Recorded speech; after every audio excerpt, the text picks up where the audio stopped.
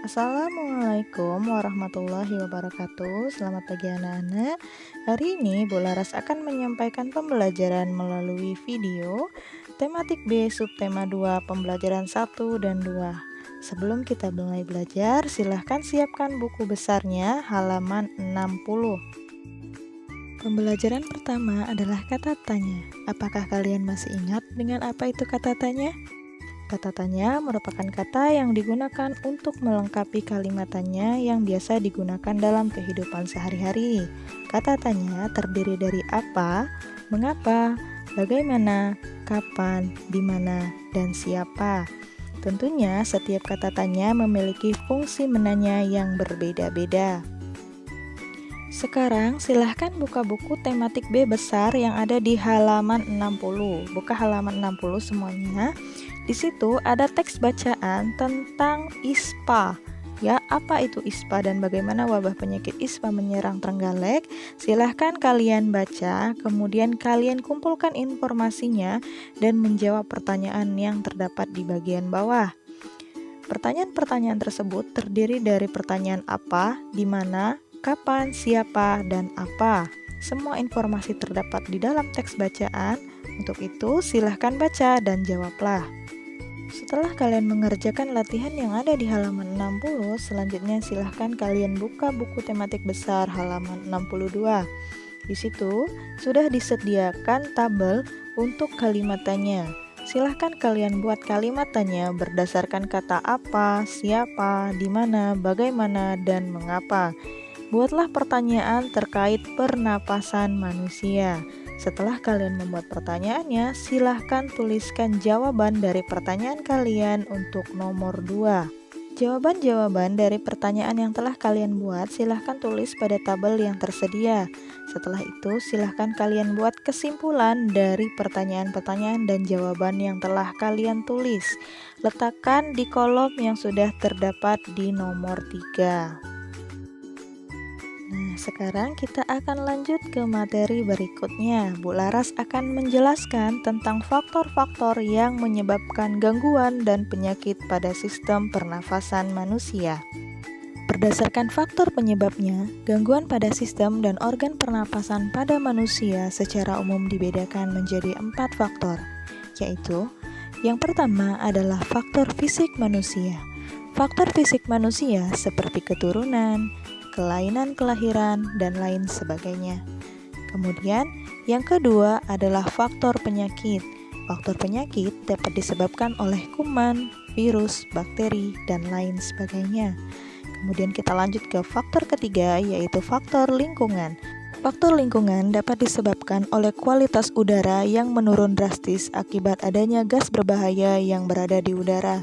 Hal ini dapat disebabkan oleh asap dari kebakaran hutan. Apakah kalian masih ingat beberapa tahun belakangan kota kita juga mengalami penurunan kualitas udara akibat kebakaran hutan? Hal ini dapat menyebabkan penyakit seperti ISPA atau infeksi saluran pernafasan akut. Kemudian faktor yang keempat adalah faktor yang disebabkan oleh kebiasaan hidup seperti merokok, pola istirahat, kurang minum, penyalahgunaan alkohol, dan kurangnya berolahraga, serta beberapa faktor penyebab lainnya. Nah, berdasarkan pemaparan Bu Laras tadi, silahkan kalian buka buku tematik B, buku besar, halaman 61 di bagian bawah. Giat mengumpulkan data. Di sini, Bu Laras telah menyiapkan beberapa contoh gangguan ataupun penyakit pernapasan yang disebabkan oleh faktor-faktor penyebabnya. Yang pertama, faktor fisik contohnya adalah asma dengan gejala sesak napas dan sulit bernafas. Kemudian, faktor penyebab penyakit contohnya adalah COVID-19. Gejalanya demam, batuk, dan flu. Kemudian, pada faktor yang disebabkan oleh lingkungan, salah satu contoh gangguan penyakitnya adalah ISPA atau infeksi saluran pernapasan akut dengan gejala tenggorokan gatal, bersin, hidung tersumbat, dan batuk. Kemudian, faktor penyebab keempat yaitu kebiasaan. Salah satu contoh penyakitnya adalah emfisema. Emfisema merupakan gangguan ataupun penyakit yang menyerang perokok aktif. Gejalanya adalah sesak nafas, batuk berdahak, dan nyeri dada.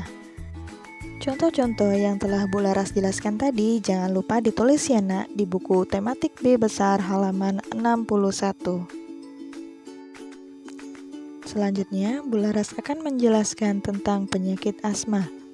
Penyakit asma merupakan bentuk peradangan kronis yang terjadi pada saluran pernapasan.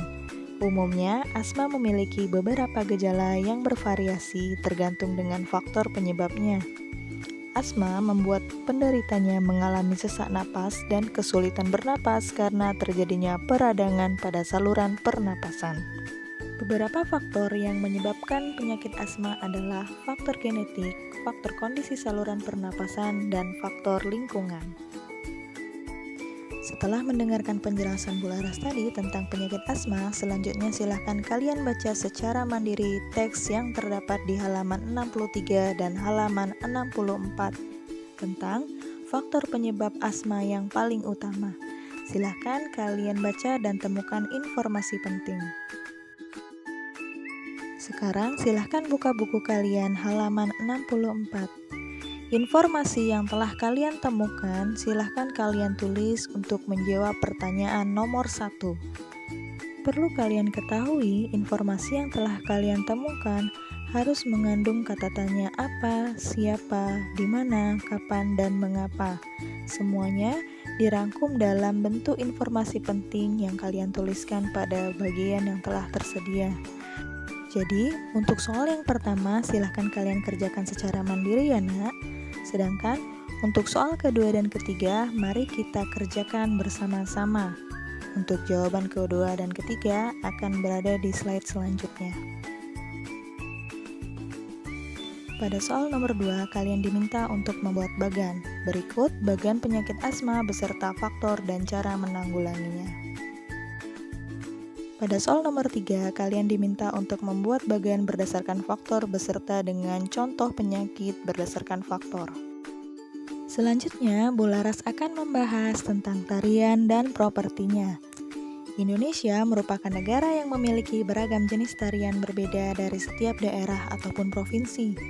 Hampir sebagian besar tarian Nusantara menggunakan properti sebagai pelengkap yang mendukung sajian pentas tari sesuai dengan tema, gerak, dan tujuan tarian tersebut.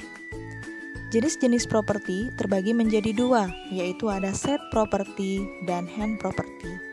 Apa bedanya? Set properti terdapat pada tarian namun tidak disentuh atau tidak digunakan penari secara langsung. Berbeda dengan hand property digunakan oleh penari secara langsung dan umumnya menyatu pada tubuh penari. Nah, perhatikan gambar tersebut ya nak. Di sini ada contoh tari Wira Pertiwi. Tari Wira Pertiwi merupakan salah satu contoh tari yang menggunakan properti sebagai bantuan pada pentas seni tarinya. Tarian ini menggunakan properti busur dan panah, seperti yang tertera pada gambar. Contoh selanjutnya ada tari bondan. Coba perhatikan gambar yang terdapat pada slide. Tari bondan menggunakan properti berupa boneka, payung, kendi, dan set properti pendukung. Contoh ketiga adalah tari lilin. Silahkan perhatikan dan lihatlah. Tari lilin menggunakan properti berupa piring tatakan dan lilin yang digunakan pada saat mereka menari. Selanjutnya, Bu Laras akan menjelaskan tentang perbedaan tari klasik, tari tradisional, dan tari kreasi baru. Tari klasik merupakan tari tradisional yang lahir di lingkungan keraton ataupun pusat pemerintahan kemudian diwariskan secara turun-temurun. Kemudian, tari tradisional merupakan tarian yang tumbuh di kalangan rakyat berdasarkan letak geografis dan banyak dipengaruhi oleh kegiatan masyarakat sehari-hari. Kemudian yang ketiga adalah tari kreasi baru. Tari kreasi baru merupakan tari klasik yang mengalami perkembangan dan penambahan aransemen yang mengikuti perkembangan zaman. Nah, sekarang kalian sudah tahu bukan bedanya tari klasik, tari tradisional, dan tari kreasi baru? Setelah kalian mengetahui perbedaannya, silahkan kalian baca secara mandiri teks yang terdapat pada buku tematik besar halaman 65 dan halaman 66. Setelah kalian membaca teks tersebut secara mandiri, silahkan buka halaman selanjutnya dan kerjakanlah soal latihan di buku tematik B besar yang ada di halaman 66. Sudah Bularas beri tanda ya, silahkan dikerjakan. Jika kalian telah menyimak penjelasan Bu Laras, soal-soal tersebut mudah loh, karena semua informasinya telah Bu Laras sampaikan. Selamat mengerjakan. Tugas selanjutnya terdapat di halaman 67 bagian aktif melakukan. Setelah kita belajar tentang tarian dan propertinya, silahkan kalian tentukan properti yang digunakan pada masing-masing tarian. Kemudian, apa nama tariannya jangan lupa dituliskan. Silahkan kerjakan di buku tematik B besar halaman 67. Sekian pembelajaran dari Bu Laras hari ini. Semoga bermanfaat ya apa yang telah Bu Laras sampaikan. Tetap semangat anak-anak, belajar dari rumah.